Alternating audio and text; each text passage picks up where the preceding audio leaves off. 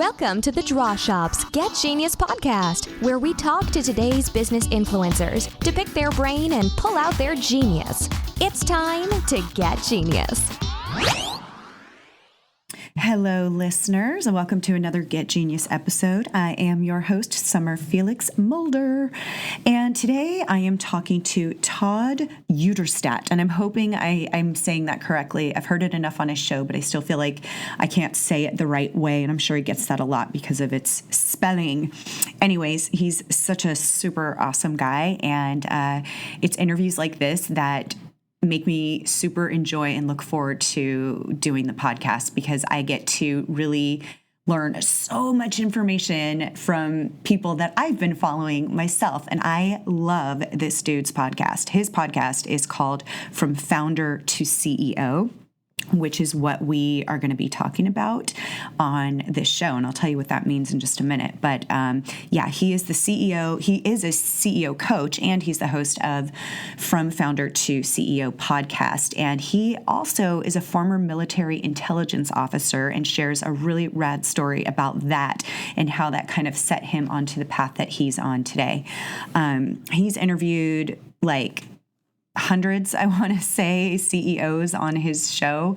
And every single one of those interviews, he just breaks it down in such a really awesome, authentic way. And you get these takeaways, which is my favorite kind of podcast, where you just hear this conversation and then you've got these takeaway points.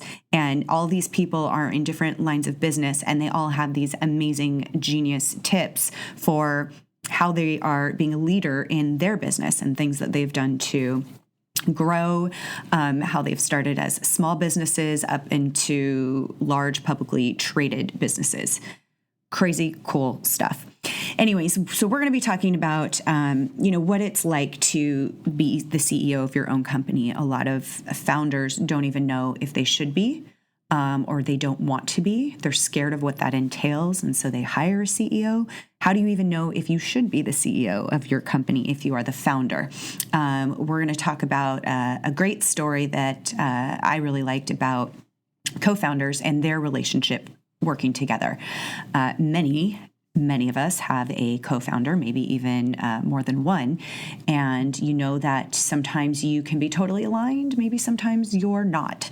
And it's really talking about that relationship and how can we become more self-aware ourselves so that we know what we need to work on in order to be the best leader that we can be. And then we talk about one of my favorites because I think it's so important, especially as Eric, my business partner, and I are pretty knee deep into two other startups, and that's team building. And while we've done it with our company, The Draw Shop, it's starting to do that now with two new businesses, two different businesses than The Draw Shop, and how can we find those right people and how things just kind of seem new when you're starting over.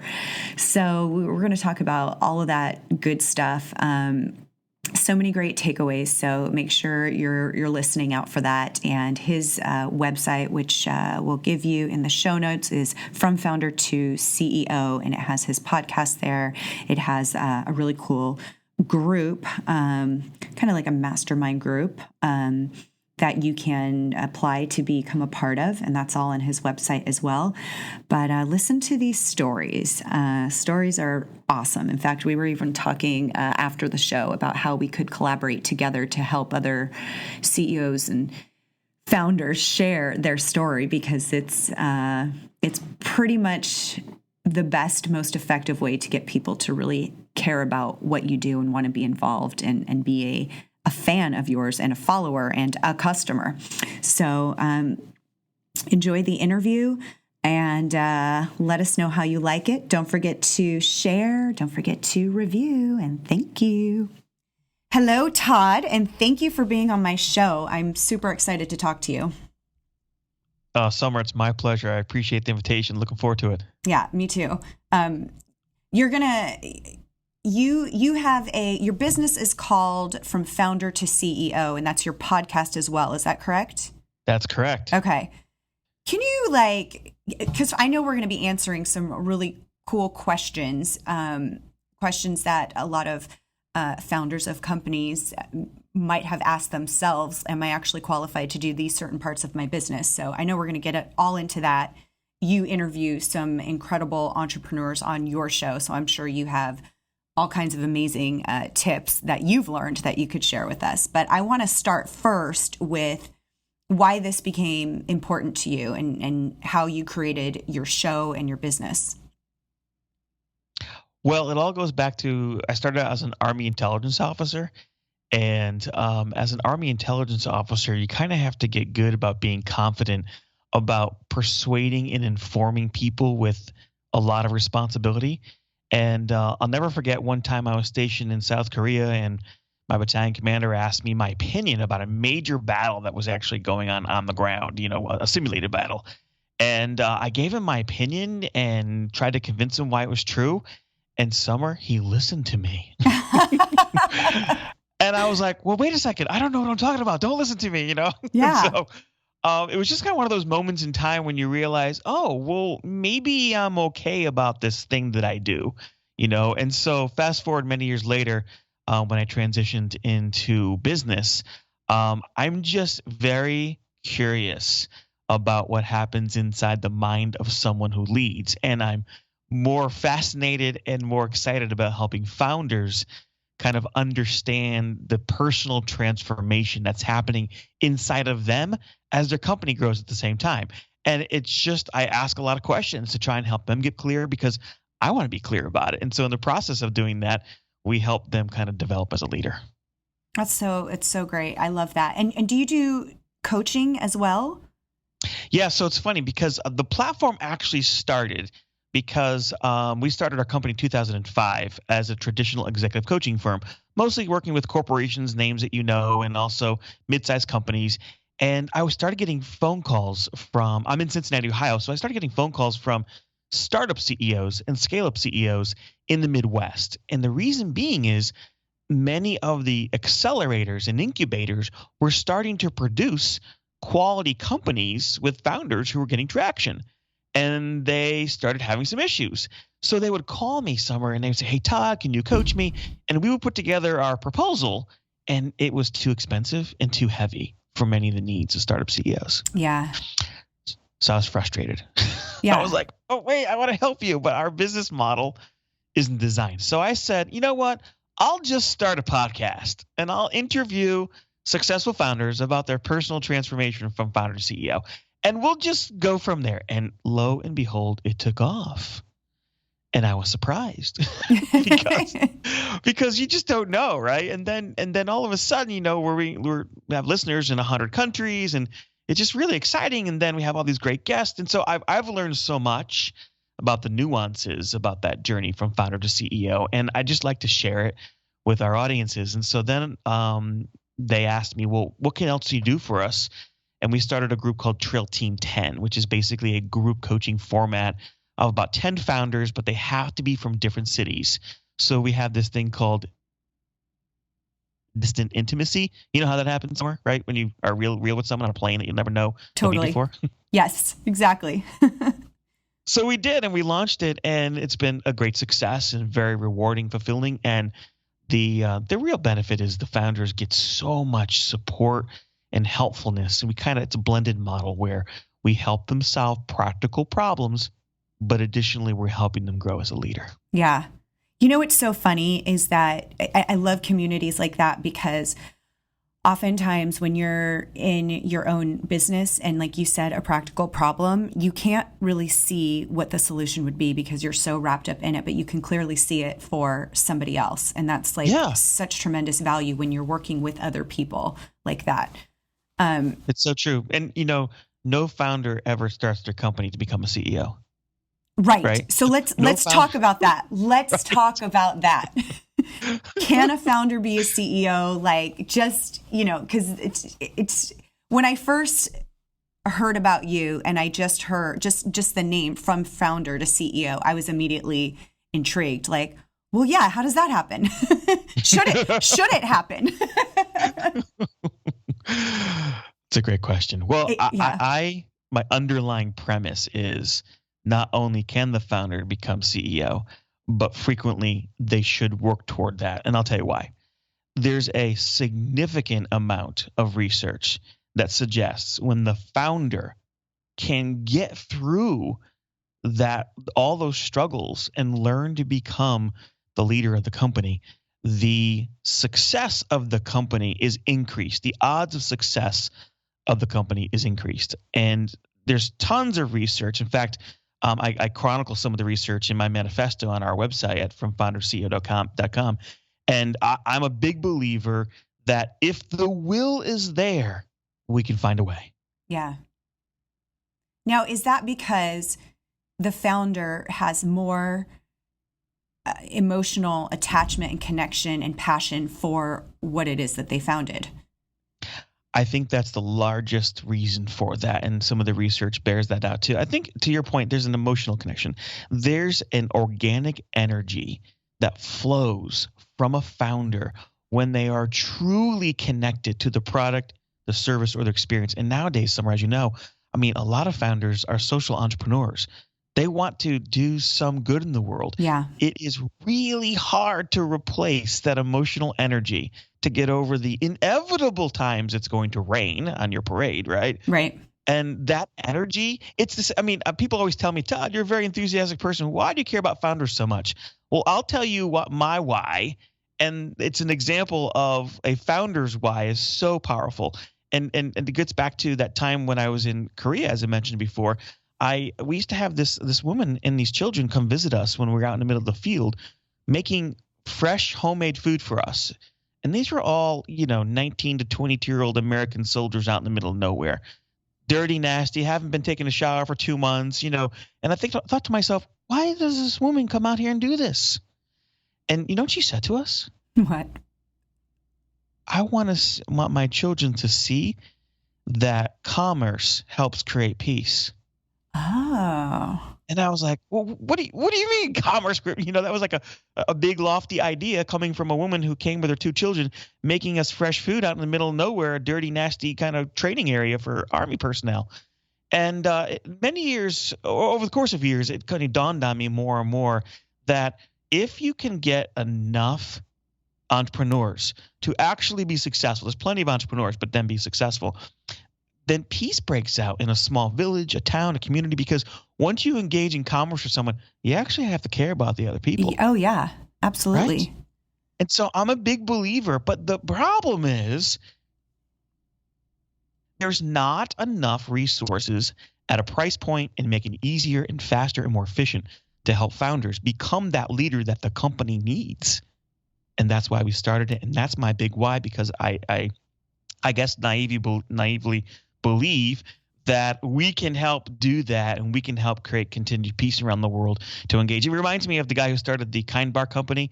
He actually started it because he wanted people in the Middle East to engage in commerce with each other so that they wouldn't be killing each other. Right. And I love that. Oh, I love that too.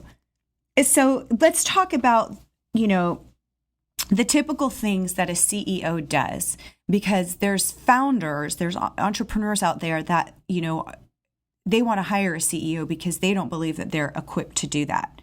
So can we kind of break that down and then perhaps talk about, how do we then create the team to help you with those things that you don't believe you're good at?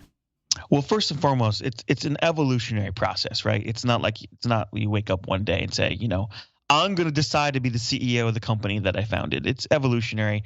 What typically happens is once you start getting product market fit, right? That famous phrase that we all like to use in the startup arena, all of a sudden things change, okay? Because it's no longer about discovery as 100%. It's no longer about trying to understand kind of a new idea and can it get traction in the marketplace. It's now about sharing that idea, that product, service, or experience to a broader number of people. And the skills required of a founder to do that start shifting.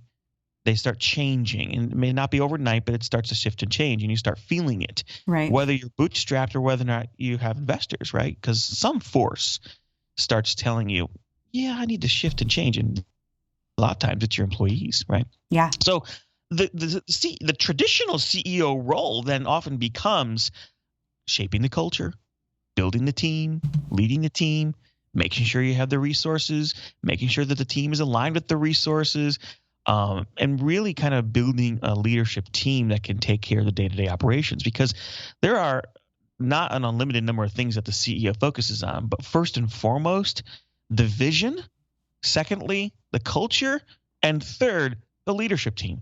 Those three things are really what a CEO spends most of their time on, in addition to external issues when the company gets bigger. But the founder really has that smaller team, and we're all wearing many hats, and it's very egalitarian. And the founder usually likes to say, "Well, I don't mind doing any task that my team is doing," but that's good for when you're small and scrappy, and you have to kind of prove things, and you're just getting started. But that doesn't work when you start getting like 25 employees. It's amazing to me the number of founders who tell me that the magic number of 25 people creates so many problems for them, and the wheels of the business start to fall off. Yeah. So what are solutions that you've found that work? Well, I think it starts with a ground zero assumption, and that is self-awareness. Knowing yourself more than you ever have before in your entire life becomes extremely important, because most founders bring some level of a leadership genius to their business. But that leadership genius is different. They have different interests, and they also have different needs. And we often measure the difference between their needs and their interests. And so that means they need a team that's the right fit for them. And that's not always the same, because interests and needs are different. So understanding themselves and becoming super self-aware about what their needs are, what their interests are, what their typical leadership style looks like is super important, because then you can't build a team that you need. Does that make sense? Oh, yes. Totally. Have you experienced that? Have you seen this too? I've totally experienced that. And it almost happens without you even looking to become more self-aware. It's just part of the growing and what you learn about yourself. But and I don't know how the proper way to ask this. What are things that we can do to become more self-aware? Do you know what I mean? I mean, because I think we think we might be self-aware, a lot of us, but it often comes from a challenge or, a situation that you really learn about yourself and how you handle the situation. And sometimes it comes later after you've already dealt with it. Sometimes you learn something about yourself from a current situation and you realize something about yourself that you actually overcame a year ago. Does that make sense? No, it makes a lot of sense. It's making me think about how to categorize the two major ways that you can become more self-aware. I think a founder, an entrepreneur that is naturally more reflective and takes the time to do so can become more self-aware simply by doing things like journaling your experiences from the week and asking yourself what you learned, journaling about your fears and anxieties, journaling about what worked that week, what didn't work that week. It requires intentionality and discipline and a sense of purpose. But those founders that are inherently and organically designed in their brain to do those types of things, that's a great way of becoming more self-aware and using yourself and those types of tools. I find, though, that most founders are not like that. And they need external stimuli to be able to seriously think about who they are. So here are some examples. Personality assessments. We like to use the Berkman personality assessment, but then there's also the Myers-Briggs type indicator, and there's the DISC. We use Kolbe. Oh, Kolbe. I love the Kolbe. Yeah. So those are great external stimuli, but they're only designed, even though they say, oh, you're supposed to be like this, they're just designed to get you to think more deeply about how you answered the questions on that assessment, right? There's a benchmark that they're describing, that they're crafting, that you say, yeah, I'm like this by answering the questions. That's one way. But that is usually a framework that's already designed by the designers at assessment. I find that also combining that with a 360 assessment, either qualitative interviews. So, for example, if you're a founder and maybe someone would interview your investors, they would interview some peers, family members, some of the people on your team, and ask them some open-ended questions about when you're at your best, when you're at your worst, what are your strengths, what are your limitations, and they can kind of craft kind of a what's the word I'm looking for? They can craft a storyline about you by those qualitative interviews. But then just as powerful is to use a 360 tool that has normative data. So let's say, for example, you're a software as a service company and you have 25 employees, and you have maybe 6 direct reports that are managing various different elements of the business for you. Well, you can get an assessment that can tell you, hey, you know what? 5,000 other founders who are running software as a service companies have these strengths and these limitations. And how do you sit with that benchmark? That is often the moment in time where people's eyes get really big when they see that information. Oh, yeah, totally. Does that help? Yeah, that totally helps. And one thing that I remember from one of your, I think it was pretty recent blog post, was an interview that you did with somebody who had a co-founder. And he had this thing that he didn't believe his co-founder shared the same mission that he did about the company, and they weren't aligned. I think that's such an important story because many of us have co-founders, and it's easy to say, well, it's because of them, or it's because of him or her, that we're not aligned, or things aren't, gelling like they should. Could you share that story? Are you okay? Is that? Oh, yeah. Okay. I think that would be so, I want to hear the full story because I know a little bit about it from your blog post, but I'd love to hear the story. Well, I know the person you're talking about is Matt Fisher. And yes. He's the co-founder and CEO of Curiosity Advertising. Matt was also a member of Trail Team 10, our group of founders. And so he came on the show actually to after he had processed that experience through Trail Team 10. So he was more articulate about it, more so than the average person usually is, because when you're in the middle of it somewhere, no one is articulated about these things. But they have 75 employees at the time, and they were growing.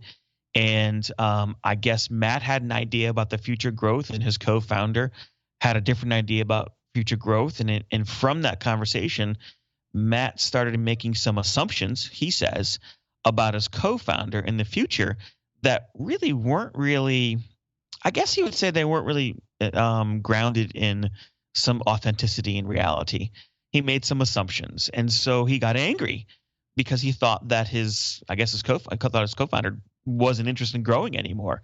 And they worked really hard to build their company, and it's a very successful company. And so what happens frequently for a lot of people, not just founders, is we say, oh, to your point, the problem was with someone else. In fact, one of my favorite books, Summer, is it's called Mistakes Were Made, But Not By Me. Oh. I love that book because we often start with something else is causing the problem and not us. And frequently we're a big part of the problem. Well, it's such a blow to the ego to have to take responsibility for a mistake. Come on. Exactly. And so anyway, Matt tells a story that they kind of went to co-founder couples training. And that's awesome. And it was a good experience. And a lot of people have told me this. Jessica Ma from Indeniro in California, she and her co-founder did kind of co-founder, interpersonal communications training and whatnot. And it does help. And so what Matt realized after all of that is it wasn't about his co-founder. It was about him. Yeah. And he had to work through some things about himself. And it's a very powerful thing to do. And quite frankly, it's very rare for someone to be that vulnerable when they come on my show. I spend an enormous amount of time getting people comfortable to come and be vulnerable. And Matt is an unusual person in that, not many people come and say, yeah, I was mad at my co-founder and I thought my co-founder had problems, but I realized in the end I was the one with the problems. I mean, who says that? Yeah. Oh my gosh. So that's the story. I mean, and you're not the only one who has told me that they really appreciated that because it made them reflect and think more about themselves. And I think you bring up a good point in asking about that story, and that is even with your co-founder, you can ask your co-founder, "Hey, how am I doing?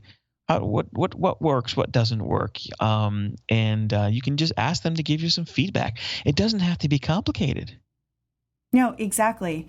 And, like the simple things, asking or other team members or friends, that was something else that you had about, when am I at my best, or when do you see me at my worst, Exactly. And that stuff, that stuff is hard to swallow in the moment, but it's almost like a weight off of your chest, because you're carrying around something that you can't. Whenever you have clarity, it's so much easier, even if that clarity sometimes is something that's like, hey, you really need to work on this about yourself.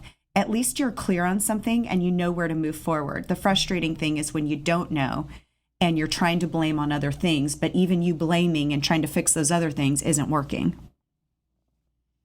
It's so true. And I will tell you, I fall into the trap as well, too, even though I'm like hyper conscious of it, because I'm a coach and I help founders with this issue. A number of years ago, before we started from founder to CEO, we have a regular company called Baker and Duvall, named after our grandmothers. It's a traditional executive coaching firm. And we hired a marketing company in Cincinnati, Ohio, to help us refine our message. And I'll never forget driving down the road one day, talking to our marketing consultant. And she said to me, "Todd, you can't just keep adding more and more buckets and more ideal clients. You have to focus." And I said, "Well, isn't that what you're supposed to be doing? You're supposed to be helping me figure this out." And it wasn't until like a week after that I realized, oh my gosh, she's right. I'm the one who's unfocused. She's the one who's focused. Yeah. And I wanted to blame her, but it was really me. Yeah. It happens. And this is also in just everyday life, even outside of your business and in relationships, parenting, all of that. It happens, and it's a hard thing to look at, but in the end, it makes things a lot easier. I agree with you. It does. If you can get over your own ego, right? Exactly. That's the thing that stands in the way usually, most of the time. Yeah. So I want to get this is something that I love to ask, especially people like you who have had experience in this and you have really great advice. A lot of our listeners, a lot of friends of mine are, they're entrepreneurs, and they've got businesses that I hear frustration in terms of who they're hiring, or when they're looking for a position, they're trying somebody out. 2 weeks have gone by, that person has messed everything up. It's very dramatic. It's very frustrating. Yeah. It's I'm trying to find somebody so that I can walk away a bit, and I can't seem to find that person. So hiring is so important. Eric and I, my co-founder, have learned that. And the interesting thing is that, our business is almost 9 years old, and we feel like we've got a pretty good grasp on how to hire for our business, for this team. But we now have 2 other startups, and we're, in the process of creating that team. And it's almost overwhelming again. How do we find the right person? You start asking all the questions, even though because we've done it with another business before. But we've learned that, you can't just, hey, that person seems nice, let's bring them on board. We've learned that doesn't work. And we have kind of our formulas and our personality testing, what are your strengths, and all kinds of things to find where that person is really going to thrive and do well, so that they are happy and that they're, there's a nice groove with the rest of the team, because sometimes you have a team member that's going to be working very closely with somebody else that you really value. And while that one person might be good, if they don't get along or they don't jive well, things can go sour pretty quickly. Right. So I'd love to hear, your thoughts on that. Is there a process? Is there a certain mindset that, founders, CEOs can have when finding positions and creating teams? Well, you mentioned a number of them. And if I could take some of the things that you mentioned and kind of marry them up with some of the things that we've learned into this idea of 30, 30, 30, 10. And it's kind of a focus of what you're focusing on as you're making a decision about someone from your team. You mentioned one of them, which is, can they work with other people on our team? And that's a cultural fit. And so I often tell people that's about the 10% piece. of when you're calculating whether or not someone should be on your team. And you can find that out in many different ways, right? You can use some personality assessments or whatnot that you measured yourselves, and now you can see them. There's a company in Cincinnati that's really kind of digitizing that called Cloverleaf.me, where they take all those assessments and kind of put them online real time for you, so you can see that. And I think that's a key element. But then there's also these 30% pieces, right? One 30% piece is to use an assessment that does two things. One, forces you to get very clear about what the success traits are in that role. Okay, so for example, in Canada, I'm trying to remember the name. Plum.io does a really good job of this. So they tell the person, okay, well, look, you need to answer all these questions first. You need to get very clear about what you're looking for, right? Then they have other people take their assessment to determine whether or not they actually match up to your expectations. That piece is often not done. And if it is done, they'll use an assessment that isn't really geared toward the success traits in that specific role. So that's the assessment piece. That's one of the 30% when you go 30, 30, 30, 10. Okay. The other 30% is behavioral-based interviewing. And, when you marry up behavioral-based interviewing with the expectation that says, this is not a full-time job yet, it's a probationary job. We're going to hire you for 90 days or a month or 4 months to determine whether or not the work we did works out. Because in behavioral-based interviewing, if you do it right, you'll figure out whether or not that person is a good fit. And if they are from the behavioral-based interviewing, then they should be on a time period where they prove that which they said during the interview questions, right? Right. So that's the other piece of that. It's behavioral-based interviewing that really gets to the core of what you decided is successful in that role. And then the other 30% is a really good background investigation. You want to see that the patterns that this person has had in their life equal the expectations that you want them going forward. So when you add all that up, you get 30% on an assessment that forces you to figure out what the success traits are and then measures them accurately. 2, behavioral-based interviewing. 3, a really good background investigation to determine whether or not those patterns are there. And then the 10% culture, and you'll get closer to the bullseye than 90% of the founders out there. Yeah. I love that. I think that's phenomenal. And one thing that you said, which I really love doing, is really identifying the success criteria. And so really, looking and going, okay, what does this look like if it's awesome? If this person comes on and what we need is getting fulfilled and, she is getting along with the rest of what does that actually look like? She's doing this on a day-to-day basis. She's interacting with these people, or he's doing, such and such, whatever it is. And actually having a clear vision of that is huge. I love reverse engineering. It's like, it just makes things so much simpler. Well, don't you? But in your experience, doesn't it take a long time to do all that? To envision the success?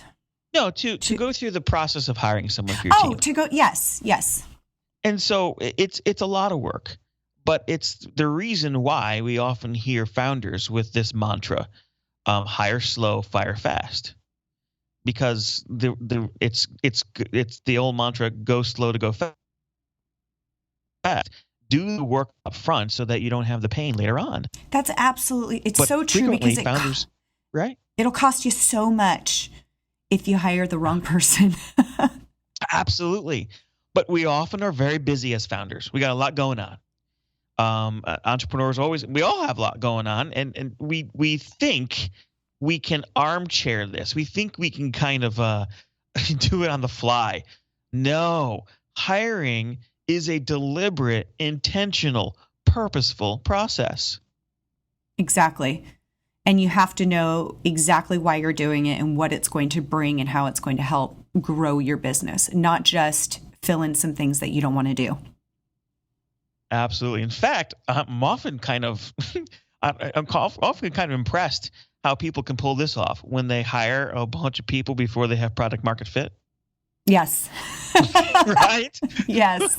And I'm like, well, wait a second. You're either burning up your cash or you have just enough customers to pay for it, or you're burning up your investors' dollars. So the key is, I mean, do you actually have a product or service that people are buying before you're putting people It's onto so that task? true. And I'm often And and that's part of the exciting thing is, as an entrepreneur, especially with a startup, is you do wear a lot of the hats in the beginning, and Yeah. you're not, you shouldn't, as you grow, you shouldn't, because you need to start doing the things that you're really good at and start to, fill in those spots. But like you said, if you do that right from the beginning,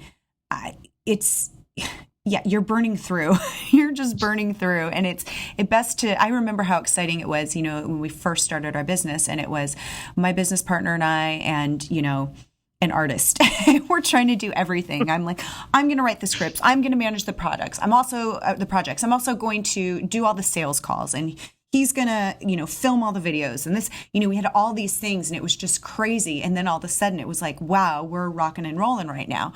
I'm going to now hire somebody to write scripts. Okay, now we're super rocking and rolling. I'm going to hire somebody to do this and this. And now it's like, we've got sales. We've got, we've got, obviously the whole entire thing is pretty self-managed. But had we done that right at the beginning, I mean, you'd tank right away. Right. And and it's funny because when you talk about the founder wearing so many hats, two thoughts come to my mind. One's a story. I was working with one founder, and every time he talked with his team, no one on the team knew what hat he was wearing when he was speaking. So it got very confusing because the team members would get their feelings hurt when he had his CEO hat on, and they may have to make a hard decision about someone on the team staying or going, or when he was wearing his financial hat on, or when he was wearing his kind of visionary hat. And so I got to the point in time where I said to him, look, I want us to get some hats made for you. He's like, what? Yeah, yep. And when you're in these meetings, I want you to physically take the hat that you are wearing and put it on your head and have them look at you so they know you're thinking through that side of your brain or that role and responsibility, because those roles, they're common roles, but we often don't know which one we're operating out of and which one the team thinks we're operating of. So that was one little story just to tell you how important it is to kind of refresh our memory and say, okay, yeah, people are listening to me because of this reason. Yeah. And then the second thing is, I think, of course, I lost my train of thought. The second thing was what? I can't remember now. But about the hats. Yeah, but the hats. I'm sure it'll come back to me later on. No, it's okay. It'll come back. Hire outs. I know. And so then the next hard thing is when you have to slowly peel off the things that you do. Oh, and yeah. give to someone else. Yes. And that's a big one, because I remember there's things that I didn't super love doing, and I was excited to have somebody else who did love to do it take over. But you learn how to let go of that and actually have trust in the other person. That was a big lesson I had learned years ago, is if you don't trust that person, they can feel that and they're not going to do their best. So you do have to let go, and they might not do it exactly the way you did it. But, in the beginning, when you are doing everything and you've developed this, certain system, how you do it, it doesn't mean that that's the only way to do it. Somebody else can come in and have a different way of doing it, but gets it done. And probably if it's not your strong suit, and it is theirs, they're going to get it done more effectively and probably faster than you would. So true. Yeah. It's so true. I just had Jenna Tannenbaum. She's the founder and CEO of Green Blender on her show. And she's just amazing. And she has 100 employees. She has a subscription-based company where they send you fresh ingredients to make fresh green smoothies for breakfast in the morning. And she was pretty candid about what you just said. She said she gave up the photography of the food that they put on their website, which is key to their success. Oh, yeah. No one wants to look at, bad photography when you're buying, fresh fruits and vegetables. Right. And so she was explaining how difficult it was for her to just hand over that photography, even when they had 75 employees. And like, Jenna, how could you spend your time doing that? There's so many other things. I know it was really hard. And she got very clear about the reasons why it was hard. But there's always something, right? There's one of those things that we just don't want to give up. because either believe they're core to the company, or we really like them, or it's a habit we've created, or as Dan Shapiro, for the founding CEO of Glowforge, says in his book, we retain something that we're good at as a hedge. If the company doesn't do well, or if we don't do well as the CEO, you can kind of revert to doing Interesting. it. And he says it's a subconscious thing that we don't really think about. And I think it's so true more and more as I work with founders. Yeah, that is true. I haven't thought about that. Yeah. Pretty cool. Yeah. Oh my gosh, so much good stuff. You have incredible content on your site, which is from founder to CEO.com. We'll have a link to that. And your interviews are so fabulous. It's like I just love it, because everything that you pull out from all of these people are just they're just genius tips. I mean, they're awesome, and I relate to all of them. Oh, thank you. And I think that anybody that. Who's listening, we have a similar audience, would get so much out of it. So let us know how else we can find. Is everything at From Founder to CEO, or is there anywhere else we should send our listeners? That's probably the best. We're pretty excited because a couple weeks ago, Spotify put us on their system. They're hand selecting podcast right now. So we were like, wow, thank you very much. Appreciate that. Oh, that's awesome. But we're on iTunes, we're on Google Play. I mean, anywhere. And we, in fact, are just about ready to get into Alexa. Now you can ask Alexa to play the podcast directly. That's right now. So cool. Isn't that cool? Yeah. So the company we use to host our podcast is Libsyn, and they help set with that stuff up. So yeah, From Founder to CEO, all the links are on there. I'm mostly active on LinkedIn. That's where I find most of my of resources and people to talk to. Oh, fantastic. Well, Todd, this is so cool. I love it, talking about all the things that I love, learning new stuff. And I'm so glad that I got to speak with you, and I can't wait for your next episode. Oh, thank you. And I love your podcast as well. And I love the storyboards and whiteboards that you guys do too at your company. It's just, we were talking before the show about how you can always tell one of the software based ones versus what you guys do and the custom versions. And it's just amazing what you do. Oh, thank you so much. Well, we love it. We've got a great team. Awesome. Thank you, Todd. Pleasure. Thank you for listening to today's Get Genius. You can learn more about The Draw Shop at www.thedrawshop.com, on Facebook, LinkedIn, and Twitter. Your home for kick-butt custom whiteboard marketing videos. Your ideas come to life. Thanks for listening. Please share, comment, and make any suggestions for future genius guests.